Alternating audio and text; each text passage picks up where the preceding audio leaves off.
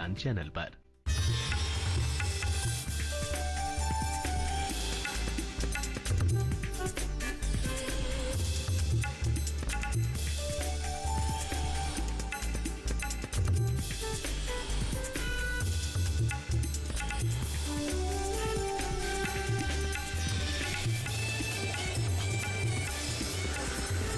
DD किसान, बदलते भारत की शान।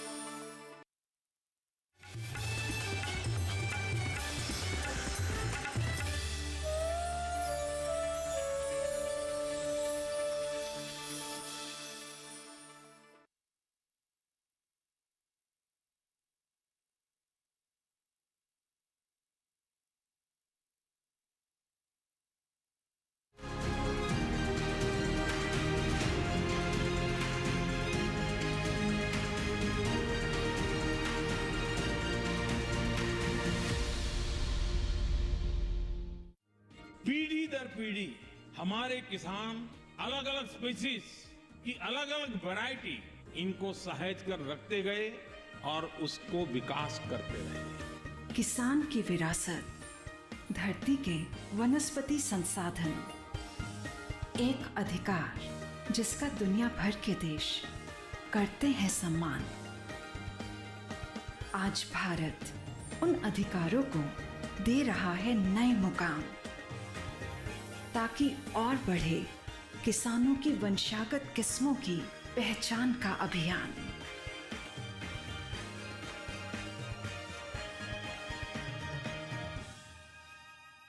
नमस्कार, स्वागत है आपका कृषि दर्शन में। आपके साथ मैं हूं अंजू सिंह। कृषि दर्शन एक ऐसा कार्यक्रम है जिसके माध्यम से हम आप किसान भाई बहनों तक कृषि जगत की तमाम नई नई जानकारियां पहुंचाते हैं। हमारी कोशिश होती है कि हमारे किसानों तक ये तमाम जानकारियां सही समय पर पहुंचे, ताकि वो इनका उचित इस्तेमाल कर अपनी आय में वृद्धि कर सकें और हमारा देश कृषि के क्षेत्र में और आगे बढ़ सके। तो चलिए शुरुआत करते हैं आज के कृषि दर्शन की। दिल्ली में स्थित पूसा के नास कॉम्प्लेक्स में कृषि क्षेत्र के समग्र विकास के लिए 2 दिवसीय चिंतन शिविर का आयोजन किया गया। इस कृषि चिंतन शिविर में विचारों और अनुभवों का अच्छा आदान प्रदान हुआ। आपको ये बता दें कि चिंतन शिविर में विशेष तौर पर वर्तमान और भविष्य के कृषि क्षेत्र की चुनौतियों पर गहन मंथन भी किया गया। क्या कुछ खास रहा, आइए जानते हैं।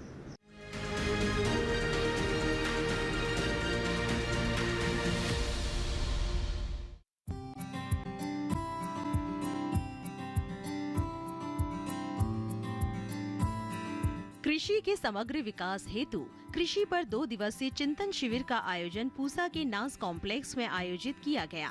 इस अवसर पर केंद्रीय कृषि एवं किसान कल्याण मंत्री नरेंद्र सिंह, केंद्रीय कृषि एवं किसान कल्याण राज्य मंत्री शोभा करंदलाजे, नीति आयोग के सदस्य प्रोफेसर रमेश चंद, कृषि मंत्रालय के सचिव मनोज आहूजा, भारतीय कृषि अनुसंधान परिषद के महानिदेशक डॉक्टर हिमांशु पाठक, कृषि मंत्रालय के वरिष्ठ अधिकारी उपस्थित थे। गौरतलब है कि इसका आयोजन केंद्रीय कृषि एवं किसान कल्याण मंत्रालय और भारतीय कृषि अनुसंधान परिषद द्वारा आयोजित किया गया। इन 2 दिनों में विचारों, अंतर्दृष्टि, अनुभवों का बहुत अच्छा आदान प्रदान हुआ, जिसमें कृषि क्षेत्र की उल्लेखनीय प्रगति एवं वर्तमान तथा भविष्य की चुनौतियों पर मंथन किया गया। समापन सत्र में कृषि मंत्री नरेंद्र सिंह तोमर ने कहा, कृषि भारतवर्ष के लिए एक व्यापक विषय है। देश की अधिकांश आबादी आजीविका के लिए भी कृषि पर निर्भर करती है और स्वाभाविक रूप से देश की भोजन की आवश्यकता और दुनिया की आवश्यकता को भी पूर्ति करने के लिए खेती में अनेक प्रकार के सुधारों की आवश्यकता समय समय पर महसूस की जाती है। विभाग में लगातार बातचीत करके अनेक प्रयत्न होते रहते हैं। आईसीआरबी अनुसंधान की दृष्टि से वर्तमान चुनौतियों का समाधान करने के लिए निरंतर कार्यशील रहता ही है। भारत सरकार का कृषि मंत्रालय योजनाओं का क्रियान्वयन करता ही है, लेकिन जो वर्तमान चुनौतियां हैं उन चुनौतियों का समय रहते हम कैसे समाधान खोजें, इस पर कृषि एवं किसान कल्याण मंत्रालय और हमारी भारतीय कृषि अनुसंधान परिषद, इनके सभी अधिकारी और इसके साथ साथ कृषि क्षेत्र में काम करने वाले किसान, एफपीओ, कृषि विज्ञान केंद्र, ऐसे सभी लोगों का एक बड़ा समूह जिसमें लगभग 201 लोग होंगे, तो 2 दिवसीय एक मंथन का कार्यक्रम रखा था और उसमें विभिन्न प्रकार के विषय थे। उत्पादन, उत्पादकता, टेक्नोलॉजी का समर्थन, निर्यात, डिजिटल एग्रीकल्चर, जलवायु परिवर्तन से संबंधित चुनौतियाँ, ऐसे लगभग 7 समूह बनाए थे और उन 7 समूहों ने अलग अलग बैठकर विभिन्न विषयों पर विचार किया और फिर उनके ग्रुप ने रिकमेंडेशन बनाई। उन रिकमेंडेशन का आज प्रेजेंटेशन हुआ और मैं समझता हूँ पूरे दिन आज ये कार्यक्रम चला और रिकमेंडेशन काफ़ी अच्छी हैं और हम लोगों की कोशिश है कि दिसंबर तक इन रिकमेंडेशनों पर काम करके और इनको अधिक से अधिक क्रियान्वित किया जाए, जिससे कि कृषि का क्षेत्र से जो अपेक्षाएं हैं उन अपेक्षाओं को हम पूरा कर सकें और किसान की भी जो माली हालत है उसमें सुधार ला सकें और दुनिया की आवश्यकता को पूर्त करने की दिशा में जो कृषि का महत्व है उस महत्व को भी हम बढ़ा सकें। कल और आज चिंतन शिविर आयोजन किया गया है। ये चिंतन शिविर के दरमियान कृषि विभाग के अंदर जो अलग अलग जो योजनाएं हैं, अलग अलग जो इनिशिएटिव्स हैं, उसके बारे में क्या है कि हमारा स्ट्रेंथ वीकनेस क्या होता है उसके ऊपर चिंतन करके आगे क्या करना है, क्या क्या कदम उठाना है सरकार की ओर से, रिसर्च इंस्टीट्यूशन की ओर से, प्राइवेट पार्टनर्स की ओर से, हमारा जो ग्रास रूट लेवल की जो इंस्टीट्यूशंस हैं उनकी ओर से क्या क्या करना चाहिए, हमारा आगे रोड मैप क्या होगा, उसके बारे में जो है ये चर्चा करते हैं। अलग अलग जो है अलग अलग क्षेत्र की जो एक्सपर्ट्स हैं, साइंटिफिक कम्युनिटीज़ हैं, उनको बुला के जो है एक मंच पे आके हम डिस्कस करते हैं। इस चिंतन शिविर में मेरा डिपार्टमेंट की जो विषय है वो क्लाइमेट रिजिलिएंट एग्रीकल्चर, उसके बारे में जो है हमने काफ़ी डेप्थ तक क्या है चर्चा किया है सभी एक्सपर्ट्स और गवर्नमेंट ऑफिशियल्स के साथ। बेसिकली क्लाइमेट रिजिलिएंट एग्रीकल्चर ये होते हैं कि जलवायु परिवर्तन के कारण जो कृषि उत्पादन के ऊपर जो असर पड़ते हैं, जो हमारा प्रोडक्शन में जो असर पड़ते हैं, हमारा जो खेतों में जो नुकसान होते हैं, इसको कैसा एड्रेस किया जाए उसके बारे में जो है सरकार की ओर से इनिशिएटिव्स, बहुत सारे इनिशिएटिव्स लिया गया था। उसको कहते हैं ओवरऑल क्लाइमेट रिजिलिएंट एग्रीकल्चर।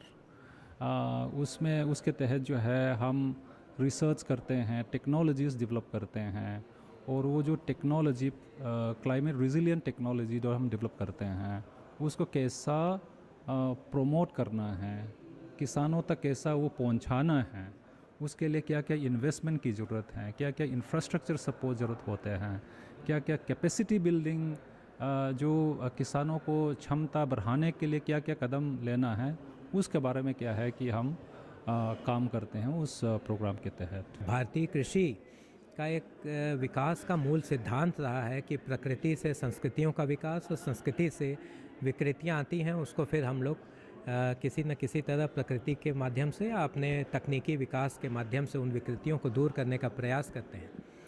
तो ऐसा पिछले 15,000 20,000 साल से जब से खेती हो रही है, हर समय नई नई चुनौतियाँ आती हैं। उसके हिसाब से प्रकृति से जो प्रदत्त संसाधन है उनका प्रयोग करके हम लोगों ने उन तमाम चुनौतियों को बहुत अच्छे से पूर्ण किया और भारतीय किसान जो है बहुत ही अच्छे से हर तरह की खेती, विविध परिस्थितियों में खेती कर रहा है।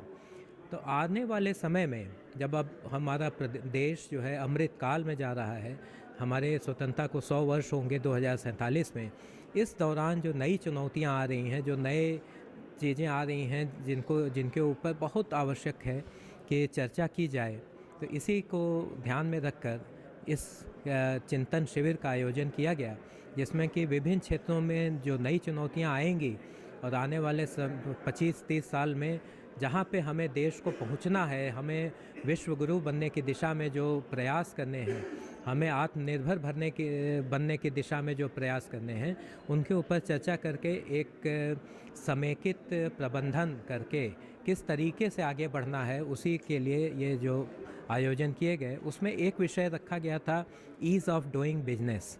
किस तरीके से हम आसानी से यहाँ पर बिजनेस कर सकते हैं, किसानी कर सकते हैं, उसके ऊपर जो हमारी पॉलिसीज़ हैं उसमें क्या चेंज करने हैं, क्या परिवर्तन लाने हैं, किस तरह से उसको अद्यतन करना है ताकि हमारे जो चीज़ें हैं वो और सुलभ और सरल हो सकें। तो ये चर्चा हुई है, उसमें बहुत से बिंदु उभर कर आगे सामने आए हैं, जिसके ऊपर विस्तृत एक नोट तैयार किया जाएगा और उसके आधार पर फिर उसको कार्यान्वित किया जाएगा। कृषि मंत्रालय, भारत सरकार और भारतीय कृषि अनुसंधान परिषद ने मिलकर के चिंतन शिविर का आयोजन किया है, जिसमें कृषि से संबंधित अनेकों पहलुओं पर विस्तृत रूप से मंथन हो रहा है और मंथन होने के बाद उसके समाधान के लिए रूपरेखा तैयार की जा रही है।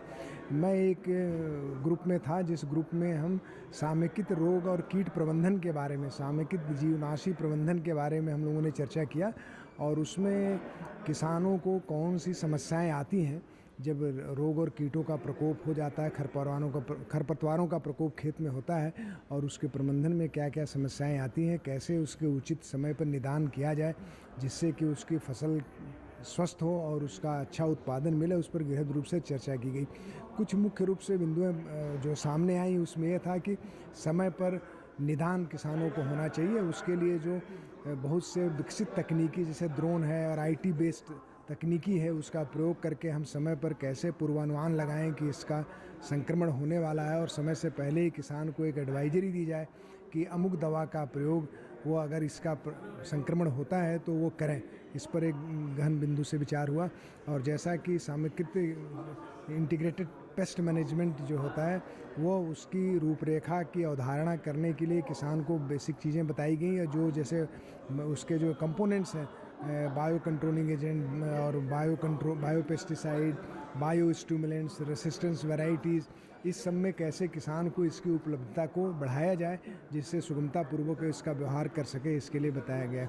और ये भी बहुत मंथन हुआ और कुछ आगे चल कर के सरकार इस पर रूपरेखा निर्धारित करेगी कि कैसे उच्च गुणवत्ता वाला जो बायो पेस्टिसाइड या बायो कंट्रोल एजेंट्स किसान को या बायो स्टिमुलेंट्स किसान को उसके अपने इलाके में उपलब्ध हो कि जिससे वो रोग और कीटों का समेकित रोग प्रबंधन कर सके और अपने फसल को स्वस्थ रख सके और बाजार में उसको अधिक मूल्य, उचित मूल्य मिल सके। ये 2 दिन का चिंतन शिविर कृषि में उत्पादकता, गुणवत्ता और एक्सपोर्ट्स बढ़ाने के लिए क्या क्या प्रोसेसेस सेटअप कर सकते हैं, क्या क्या इंस्टीट्यूशनल गाइडलाइंस सेटअप कर सकते हैं, उसके ऊपर यह है। मेरा एक्सपोर्ट्स बढ़ाने के लिए क्या करना चाहिए, इसको मैं को चेयरमैन हूँ उस कमेटी का और उसमें हम लोगों ने आज डिस्कस किया कि किस तरीके से हम किन किन प्रोडक्ट को आइडेंटिफाई कर सकते हैं और क्या क्या एडिशनल प्रोडक्ट हम डेवलप कर सकते हैं जो एक्सपोर्ट वर्दी है। हमने ये देखा कि अमेरिका, चाइना, हांगकांग, सिंगापुर, इन कंट्रीज़ में जहां हमारे प्रोडक्ट जा रहे हैं वहां पे ब्रांड वैल्यू अपने प्रोडक्ट कैसे बढ़ानी है, इसके अलावा वैल्यू एडिशंस कैसे करने हैं, हम एक इंस्टीट्यूशनल सेटअप कैसे करें ताकि हमारी 13 एम्बेसी जहां पे हमने एग्री सेल सेटअप किया है वहां से लेकर के सेंटर के साथ क्या कोऑर्डिनेशन होना चाहिए और सेंटर में डिफरेंट मिनिस्ट्रीज़ के साथ क्या कोऑर्डिनेशन होना चाहिए, जिसमें कॉमर्स हैं, कंज्यूमर अफेयर्स हैं, फूड प्रोसेसिंग हैं। हर मिनिस्ट्री का कृषि से कुछ न कुछ एक जुड़ाव होता है। उसके अलावा स्टेट गवर्नमेंट के साथ क्या होना चाहिए और उनके अलावा डिस्ट्रिक्ट में कैसे जाना चाहिए। तो जो आदरणीय प्रधानमंत्री का होल ऑफ गवर्नमेंट अप्रोच है, हम उस होल ऑफ गवर्नमेंट अप्रोच के अंदर फॉरवर्ड बैकवर्ड लिंकेज इस्टेब्लिश करने के मैकेनिज्म पे आज पूरा डेवलप हुआ, चर्चा हुआ।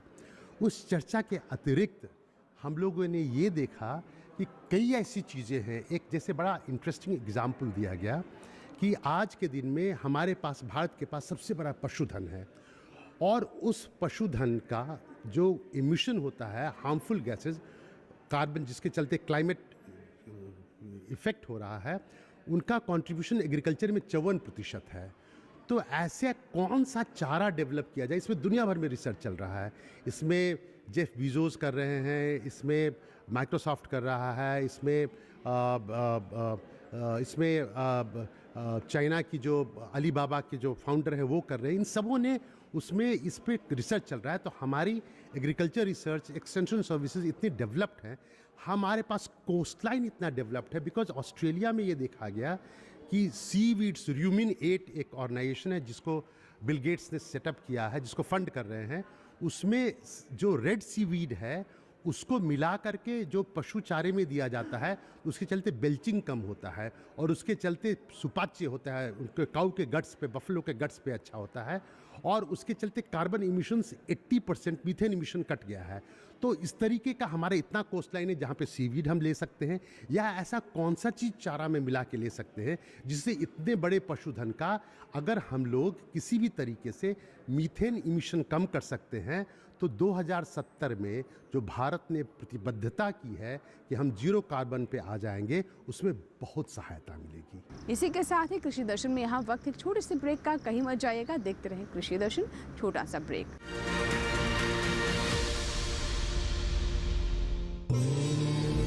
क्षिति जल पावक गगन समीरा, पंच रचित अति अधम शरीरा। अर्थात पंच तत्वों से बना व्यक्ति, पंच तत्वों में समाई सृष्टि और हमारा पर्यावरण। बीते कुछ वर्षों में वैश्विक चिंता का मुद्दा बन गए पर्यावरण को बचाने के लिए पूरी दुनिया में आवाजें उठी, लेकिन पर्यावरण के संरक्षण को मिशन के तौर पर अपनाने वाला पहला देश बना भारत। 1 नवंबर 2021 यही वो तारीख है जब ग्लासगो में माननीय प्रधानमंत्री श्री नरेंद्र मोदी की पहल पर शुरू हुआ lifestyle for environment. Climate change में लाइफस्टाइल की एक बहुत बड़ी भूमिका है। आज जरूरत है कि हम सभी लोग एक साथ आकर लाइफस्टाइल फॉर एनवायरनमेंट यानी लाइफ को एक अभियान की तरह आगे बढ़ाएं। लाइफ सिर्फ मिशन नहीं बल्कि जन आंदोलन है। जल, जंगल और जमीन के बेलगाम दोहन के खिलाफ राष्ट्रीय स्तर पर प्रतिबद्ध लोगों का पर्यावरण संरक्षण के लिए अभियान। एक ऐसी जीवन शैली को जीने की आदत जिसमें पर्यावरण से मित्रता का भाव हो, न कि नुकसान पहुंचाने की नीयत। क्लाइमेट चेंज को ध्यान में रखते हुए स्वस्थ और टिकाऊ जीवन पद्धति है लाइफ का आधार। मिशन लाइफ का मंत्र है लाइफस्टाइल फॉर एनवायरनमेंट। केंद्रीय कृषि और किसान कल्याण मंत्रालय मिशन लाइफ के जरिए पर्यावरण को दे रहा है नई संजीवनी और इसीलिए चलाए जा रहे हैं कई कार्यक्रम ताकि हरी भरी रहे वसुंधरा। मिट्टी की उर्वरता को पोषण के हिसाब से बरकरार रखना, कृषि में ड्रोन एप्लीकेशन के इस्तेमाल के फायदे और इसके तरीके का प्रदर्शन, जलवायु के हिसाब से फसल, बीज और विविधता यानी स्मार्ट एग्रीकल्चर को बढ़ावा, रेन वाटर हार्वेस्टिंग, वर्षा जल संचयन को लेकर जागरूकता, बायोगैस और कंपोस्ट यानी वेस्ट से वेल्थ, कबाड़ से समृद्धि के उपाय, टिकाऊ पैदावार और खपत के तरीके। हर वर्ष की तरह इस वर्ष भी 5 जून यानी विश्व पर्यावरण दिवस बेहद खास रहा और इस मौके पर मंत्रालय द्वारा विभिन्न कार्यक्रम आयोजित किए गए। पर्यावरण को बचाने के लिए मंत्रालय सतत प्रयासरत है। अलग अलग योजनाएं इसी की हैं झलक, जैसे इंटीग्रेटेड पेस्ट मैनेजमेंट का असरदार अमल यानी खेती को नुकसान पहुंचाने वाले कीटों, जीवों और बीमारियों से फसलों की रक्षा, किसानों को परिस्थिति के अनुकूल टिकाऊ कीट प्रबंधन अपनाने के लिए प्रेरित करना ताकि रासायनिक उर्वरकों पर निर्भरता खत्म हो, एकीकृत न्यूट्रिएंट प्रबंधन यानी जिससे मिट्टी की उर्वरता बढ़े, साथ ही पैदावार में बढ़ोतरी हो, जैव उर्वरकों के इस्तेमाल से पैदावार की पोषकता बढ़ाने पर जोर ताकि पर्यावरण भी रासायनिक खादों से प्रभावित न हो और मिट्टी की उर्वरता भी बनी रहे। नेचुरल और ऑर्गेनिक खेती यानी प्राकृतिक और जैविक कृषि को बढ़ावा योजना का खास अंग है। प्राकृतिक खेती प्रबंधन इसलिए है एक महत्वपूर्ण मिशन। पर ड्रॉप मोर क्रॉप, पानी की एक एक बूंद पैदावार बढ़ाने में काम आए, यही लक्ष्य है प्रधानमंत्री कृषि सिंचाई योजना का, जिसका फोकस माइक्रो इरिगेशन पर है। क्योंकि जल बचेगा तो हमारा कल बचेगा। मंत्रालय का एक ध्येय, पर्यावरण का बचाव सर्वप्रथम उद्देश्य, और यही है मिशन लाइफ का पैगाम। पर्यावरण रक्षा पहला काम, मिशन लाइफ। आइए प्रकृति की मुस्कुराहट को लौटाएं।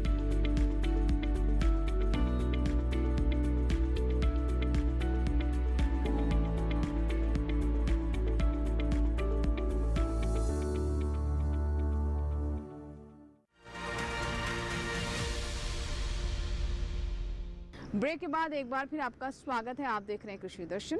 आइए अब नजर डालते हैं फार्मिंग इंडिया पर। फार्मिंग इंडिया सेगमेंट में हम आपको बताते हैं सरकार की उन योजनाओं के बारे में जो कि विशेष तौर पर किसानों पर केंद्रित हैं।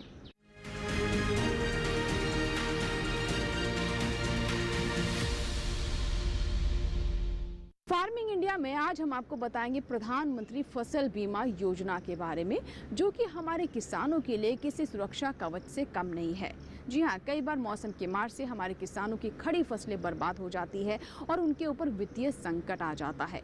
ऐसे में प्रधानमंत्री फसल बीमा उनके लिए एक अच्छा सहारा है, उन्हें इन मुश्किलों से उबारता है। तो आइए जानते हैं कि कैसे हमारे किसानों को इस योजना से लाभ हो रहा है।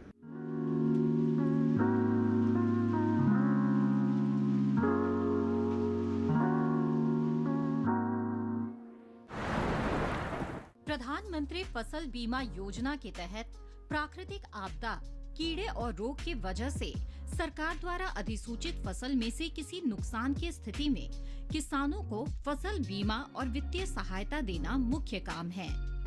इसके अलावा किसानों की खेती में रुचि बनाए रखने के प्रयास एवं उन्हें स्थायी आमदनी उपलब्ध कराना भी इस योजना का उद्देश्य है। कृषि के क्षेत्र में दिनों दिन हो रहे बदलाव और नई आधुनिक पद्धतियों को अपनाने के लिए प्रोत्साहित करना भी इस योजना का एक उद्देश्य है। इस योजना के अंतर्गत प्राकृतिक आपदाओं के कारण खराब हुई फसल के मामले में बीमा प्रीमियम बहुत कम रखा गया है। किसानों को खरीफ की फसल के लिए 2% प्रीमियम और रबी की फसल के लिए 1.5% प्रीमियम का भुगतान करना पड़ता है। इस योजना का लाभ उठाने के लिए कुछ किसान कुछ विशेष बातों का ख्याल रखें, जैसे फसल की बुआई के 10 दिनों के अंदर प्रधानमंत्री फसल बीमा योजना का फॉर्म भरना जरूरी होता है। फसल काटने से 14 दिनों के बीच अगर आपकी फसल को प्राकृतिक आपदा के कारण नुकसान होता है, तब भी आप बीमा योजना का लाभ उठा सकते हैं। बीमा की रकम का लाभ तभी मिलेगा जब आपकी फसल किसी प्राकृतिक आपदा की वजह से ही खराब हुई हो। किसान प्रधानमंत्री फसल बीमा योजना के लिए ऑफलाइन और ऑनलाइन दोनों तरीके से फॉर्म भर सकते हैं। अधिक जानकारी के लिए किसान नजदीकी बैंक की शाखा में जाकर फसल बीमा योजना का फॉर्म भर सकते हैं और इस योजना का लाभ उठा सकते हैं। किसानों के हित के लिए केंद्र सरकार द्वारा नित नए नियम और योजनाएं बनाई जा रही है। ऐसे में साल 2016 में प्रधानमंत्री फसल बीमा योजना भी सरकार द्वारा चलाई जाने वाली योजना है, जिससे किसानों की सहूलियत और बेहतर विकास होने में मदद मिल सके। बीते सालों में इस योजना का लाभ उठाकर किसानों ने और भी मजबूती के साथ कृषि में अपना योगदान देकर सफलता हासिल की है। इस योजना का उपयोग कर भारत के लगभग हर प्रदेश के किसान काफी हद तक लाभान्वित हुए हैं। साथ ही साथ अपनी आय दुगनी करने में भी इन्हें इस योजना के जरिए मदद मिली है। अनंत असीम प्रकृति और उसमें निहित जीवन के रहस्यों के गूढ़ स्रोत, प्लांट जेनेटिक रिसोर्स। अपनी बायोडायवर्सिटी के संरक्षण और संवर्धन के लिए भारत पूरी तरह संवेदनशील है। वैज्ञानिक दृष्टि और समृद्ध कृषि परंपरा के साथ भारत जैविक विविधता के संरक्षण के लिए प्रतिबद्ध है।